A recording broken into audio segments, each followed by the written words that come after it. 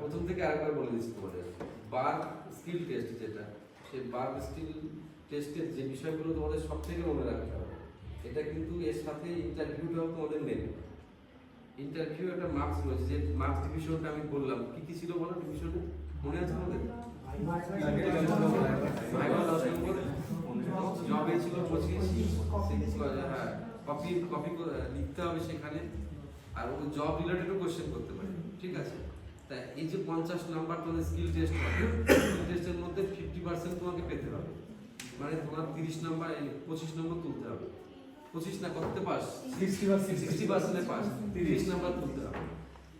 তো দেখো ইতিপূর্বে যেসব পরীক্ষাগুলো হয়েছে, সেই পরীক্ষাগুলো অ্যানালিসিস করে দেখা গেছে কখনো 1 ঘন্টা টাইম দিচ্ছে, কখনো 3 ঘন্টা টাইম দিচ্ছে।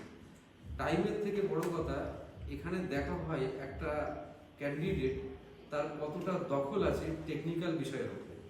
এই টেকনিক্যাল বিষয়ের উপর দখল থাকার জন্য কিছু তাকে প্র্যাকটিক্যাল করতে দেয়, এবং এই প্র্যাকটিক্যালগুলো কোথা থেকে আসবে, যেগুলো তোমরা কোথায় করেছো, সেমিস্টার করেছো, বিভিন্ন সেমিস্টার পরীক্ষাতে, মানে 4টে আইটিআইতে কটা সেমিস্টার থাকে? 4টে সেমিস্টার থাকে।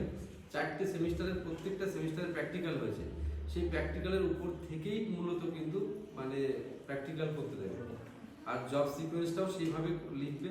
আর এটা হয়ে গেলে যখন তোমার মানে সাবমিট করবে, তখন যারা থাকবেন বোর্ডে, তার মধ্যে বিভিন্ন রকম মানে স্যাররা থাকবেন, একজন এইচআর থাকবেন, তিনিও কিন্তু বিভিন্ন রকম জীবনের গঠনমূলক কোশ্চেনও করতে পারে, বা তুমি কেন এই চাকরিটা করতে এসছো, এই সমস্ত কিছু কোশ্চেন করবে।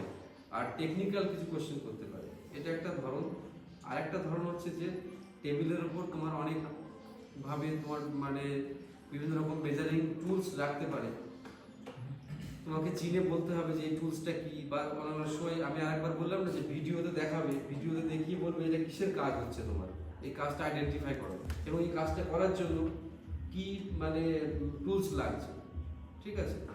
এরকম। বা কখনো ফিচার ট্রেডের জন্য কি হয়, কখনো বলো যে কোনটা বাস্টার্ড ফাইল, কোনটা হচ্ছে স্মুথ ফাইল, বা কোনটাতে কি রকম ফাইলিং করা হয়, ফাইলের অ্যাঙ্গেল কত, বা মানে সারফেস ফিনিশ কিরকম, বা ড্রিলিং কেমন ভাবে করা হয়, বা তোমার লেদ মেশিন অপারেটর করা হয়, লেদ মেশিন অপারেটিং করতে গেলে মানে কোন দিকে দাঁড়াতে হবে, এই সমস্ত ব্যাপারগুলো প্র্যাকটিক্যাল।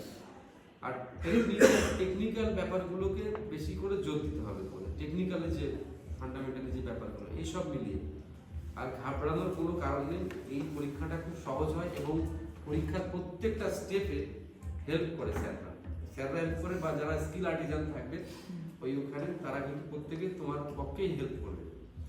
আর কিন্তু তোমার পজিটিভ মানে চিন্তা রাখতে পারে, এখানে তো দুটো ভাষা চলবে। কোন কোন ভাষা চলবে? ইংলিশ আর হিন্দি। তা তোমরা যেটাতে সাবলীল সেটা। এখানে একটা কথা আছে, তোমরা হয়তো দেখা গেলো যে ইংলিশ ভালো বলতে পারছো না, সেক্ষেত্রে একদম চাপ নেবে না, তোমরা হচ্ছে টেকনিক্যাল লাইনের লোক, তো তোমাদের ক্ষেত্রে বড় সুবিধা হচ্ছে যে তোমরা জিনিসটাকে বুঝিয়ে দেওয়ার দরকার। একটা জিনিস খেয়াল করে দেবো, যখন তুমি কোনো কাজকে বোঝাবে, তখন ভাষাটা কিন্তু খুব একটা ফ্যাক্টর হয় না, তখন যে কোনোভাবে অঙ্গভঙ্গি হোক, যে কোনোভাবে তুমি দিয়ে বুঝিয়ে দিলেই মিটে যাবে। এটা কিন্তু খুব একটা ভাইটাল রোল। আজকে সবাই যে ভালো হিন্দি বলতে পারবে তা, আমি জীবনে প্রথম যখন চাকরিতে জয়েন করি তখন যেসব হিন্দি বলেছি, তখন তা এখন আমার ভাবতে ভয় লাগে যে এগুলো আমি তখন বলে যাই, তখন লোকে বুঝেছে আমার কথা, ঠিক আছে? এরকম ব্যাপার। তার জন্য চাপ নেবে না, কোনো ভয় নেই। আর একটা পরীক্ষাটা সিম্পল হয়, তোমাকে লোক নেবার জন্যই তো ডেকেছে। আর দেখো যত সংখ্যক ডাকার কথা ছিল তার থেকে কম ডেকেছে, তার মানে কি রিক্রুটমেন্ট আরো সহজেই হবে। আর ব্যাস এই সমস্তগুলো পড়বে। আর যদি কোনো কোশ্চেন থাকে তোমরা করো, তোমাদের যদি কোনো প্রবলেম থাকে। স্যার আমি তো একটু চিন্তা করে গেলাম বিষয়টা।